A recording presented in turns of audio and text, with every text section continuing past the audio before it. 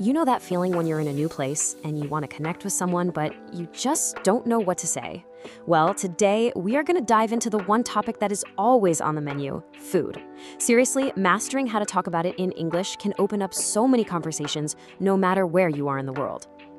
So let me just kick things off with a quick question for you. What is the one single topic that can bring any two strangers together, no matter their background or where they're from? Any guesses? Yep, you got it. Food. It's the ultimate icebreaker, right? It's this shared human passion, and it is going to be the absolute centerpiece of our explainer today. And that brings us to our very first big idea. Food really is a universal language.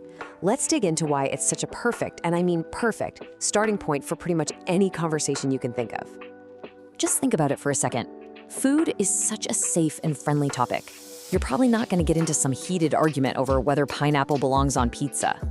It's the ultimate common ground because, well, everybody eats and everyone has a favorite dish.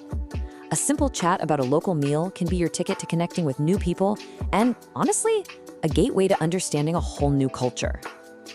All right, so now we know why we should talk about food. Let's move on and see how we can actually do it. That brings us to section 2, your food vocabulary.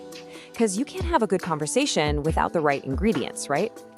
I want you to think of these words as the essential tools in your vocabulary toolbox. When you have the right ones, it just makes describing your food experience so much more vivid, so much more interesting, and way more fun. Okay, check this out. This table breaks it down so simply. Instead of just saying a food is good, now you can describe its taste. Is it sweet or salty or maybe a little spicy? You can talk about its texture. Is it crunchy or maybe creamy?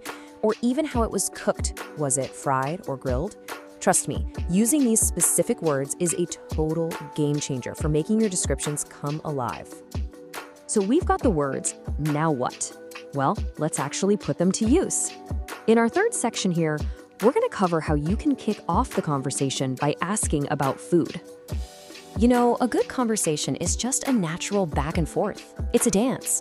You ask a simple question, you get a simple answer back. For instance, asking something like, have you ever tried sushi, can so easily lead to a whole chat about what you like, what you don't like, and all the different flavors. It's all about that simple, easy exchange. And this is where it gets really fun. Welcome to section 4, sharing your opinion. After you've asked a question, this is how you add your own personal flavor to the conversation and really make it your own. Sharing what you think doesn't have to be complicated at all. Really, just follow these 3 super easy steps. 1, start with a simple phrase. 2, add a descriptive adjective from that toolbox we just built. And then 3, if you want, give a short reason why. It's such a simple and effective way to express yourself. And here are some absolutely fantastic phrases to do just that. For things you really enjoy, you can say, I'm a big fan of, or a simple, wow, this is delicious. And if something, isn't quite your taste, a polite, it's not for me, or I'm not really a fan of works perfectly. This way, you can be totally honest without ever sounding rude. Okay, we've learned the theory, we've got the vocabulary, and we know the structure. It is time for section 5, let's practice a conversation. Let's see how all these little pieces come together and work in a real-world example. So I want you to imagine 2 friends, Alex and Ben, just hanging out at a cafe. It's a simple, everyday situation. Alex kicks off the conversation, this cafe is great, what did you order? And Ben replies, I got the spicy chicken sandwich, it's my favorite here. Did you catch that? He immediately uses one of our vocabulary words from the toolbox, spicy. Now, Alex keeps the conversation rolling with a totally natural follow-up question, asking for just a little more detail.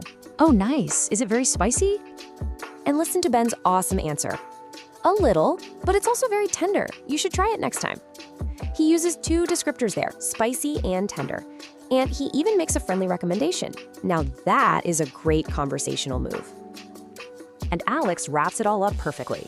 He uses one of our opinion phrases and a cooking vocabulary word. I'm a big fan of anything grilled. See how that brings the conversation to a really nice positive close?